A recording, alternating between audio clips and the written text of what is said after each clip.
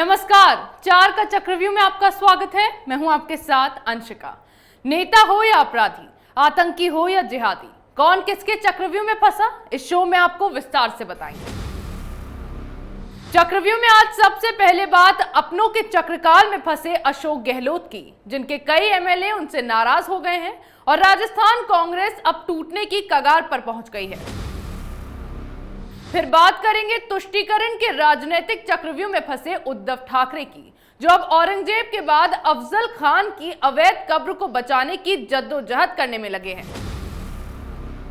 चक्रव्यूह की तीसरी खबर में बात करेंगे कोर्ट के चक्रकाल में फंसे पन्नू की, जिसने यासीन मलिक की गिरफ्तारी के बाद अब मुसलमानों को बरगलाना शुरू कर दिया है। चौथी और आखिरी खबर में बात करेंगे ईडी के चक्रव्यूह में फंसे फारूक अब्दुल्ला की, जिन्हें फिर एक बार पूछताछ के लिए समन जारी किया गया है।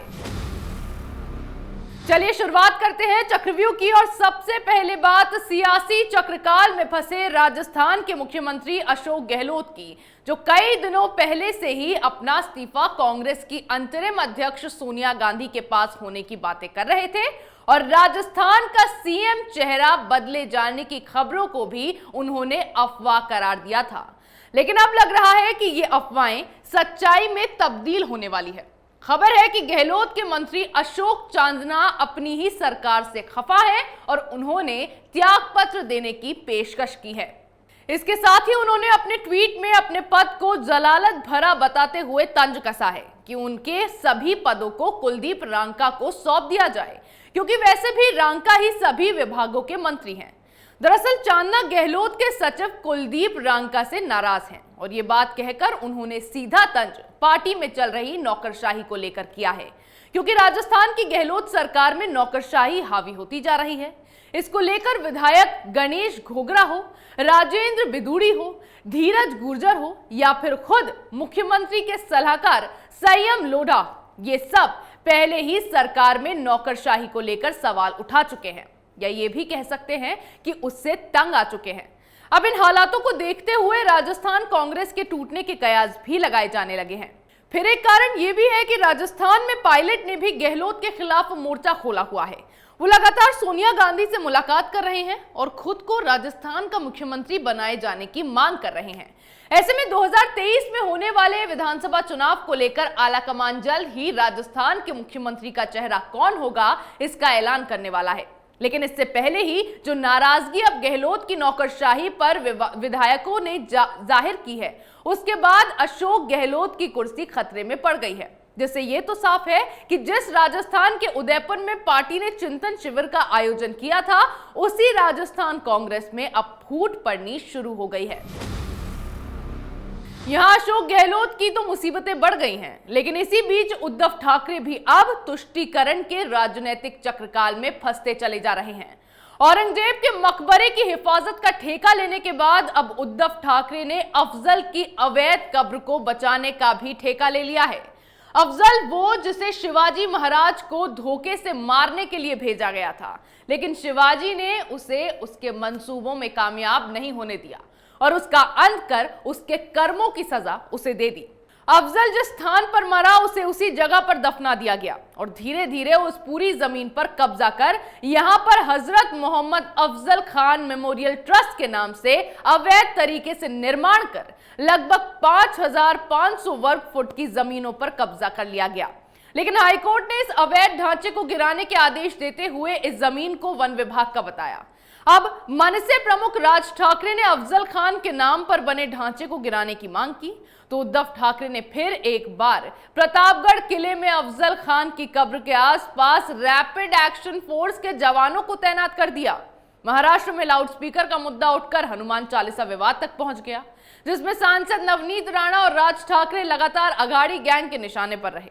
फिर औरंगाबाद में औरंगजेब की मकबरे को ढहाने की मांग की गई, तो उसमें भी उद्धव ठाकरे ने झट से औरंगजेब की कब्र को महफूज करने में सारी फोर्स लगा दी। अब उद्धव ठाकरे ने औरंगजेब के सेनापति अफजल खान की कब्र की हिफाजत का ठेका ले लिया है।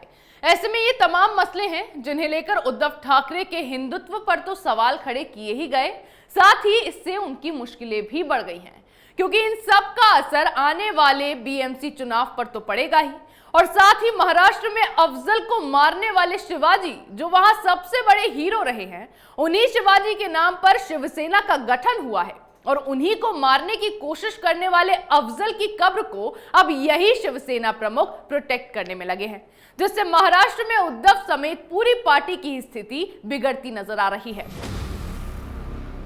यहां उद्धव ठाकरे अब सेकुलरिज्म के रास्ते पर चलकर पछताते नजर आ रहे हैं। वहीं एक आतंकवादी की गिरफ्तारी पर दूसरे आतंकवादी को दर्द होने लगा है।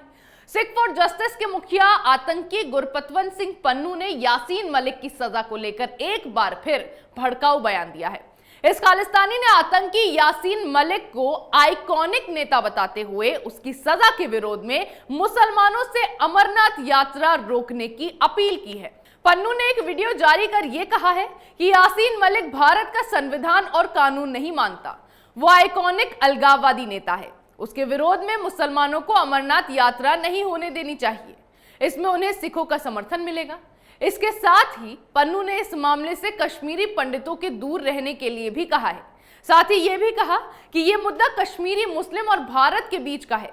भारत अमरनाथ यात्रा का प्रयोग कश्मीरियों को आतंकी साबित करने के लिए करता है। हम सिख समुदाय खालिस्तान समर्थक सिख आपके द्वारा अमरनाथ यात्रा रोके जाने का समर्थन करते हैं। अब सबसे पहली बात, यासीन मलिक कश्मीरी मुसलमान नहीं, एक आतंकवादी है और इसी टेरर फंडिंग के आरोप में उसे उम्र कैद की सजा हुई है। ये पन्नू जैसे आतंकी विदेश में बैठकर भारत के खिलाफ साजिशें करने का काम करते रहे हैं, फिर चाहे वो किसान आंदोलन हो या फिर पंजाब में भड़के दंगे हो। हर मामले में ये आतंकी अपने अलग देश का झंडा लेकर भारत को बदनाम करने की कोशिशों में लगे रहते हैं। यासीन मलिक कश्मीरी पंडितों का गुनहगार है। जो सजा उसे मिली है वो कहीं ना कहीं कश्मीरी पंडितों के लिए इंसाफ की उम्मीद है, लेकिन यह आतंकी भारत के खिलाफ साजिश कर मुसलमानों को बरगलाने की कोशिशों में लगे हैं। यासीन मलिक को तो अपने कर्मों की सजा मिल गई है, लेकिन अब मोदी सरकार ने आतंकियों पर नकेल कसनी शुरू भी कर दी है और जल्द ही मुसलमानों को भड़काने वाले और देश के खिलाफ प्रोपेगेंडा चलाने वाले पन्नू जैसे आतंकियों पर भी शिकंजा कसा जाने वाला है। एक तरफ पन्नू पर उसकी ये चालाकियां भारी पड़ने वाली हैं, वहीं दूसरी तरफ फारूक अब्दुल्ला पर ईडी की तलवार मंडरा रही है। जम्मू कश्मीर के पूर्व मुख्यमंत्री फारूक अब्दुल्ला को जांच एजेंसी ईडी ने अगले हफ्ते 31 मई को दिल्ली में मनी लॉन्ड्रिंग मामले में पूछताछ के लिए तलब किया है। इसी केस में 2 साल पहले उनकी करोड़ों की संपत्ति भी जब्त की गई थी। ये पूछताछ जम्मू कश्मीर क्रिकेट संघ में घोटाले के एक मामले के संबंध में बताई जा रही है। अब खबर है कि जांच एजेंसी करीब 94 करोड़ रुपए की हेराफेरी के मामले में अब्दुल्ला से पूछताछ करेगी। पूरे मामले में बीसीसीआई ने 2002 से 2011 के बीच राज्य में क्रिकेट सुविधाओं के विकास के लिए 112 करोड़ रुपए दिए थे।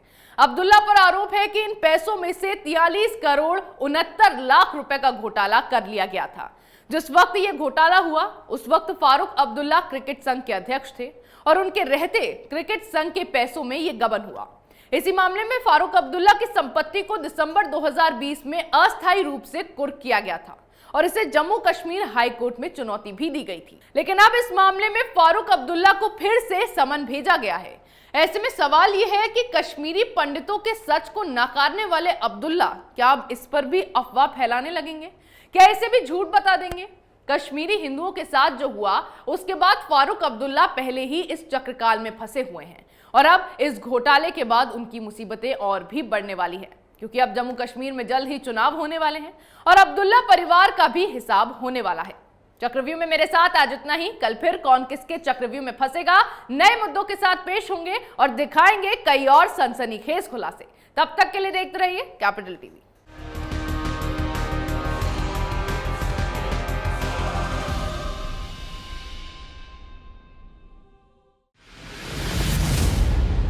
मैं राजनीति करता नहीं, पर राजनीति को बहुत गहरे तक समझता हूं। मैं लोगों के बीच रहता हूं, लोगों के मन को अच्छे से जानता हूं।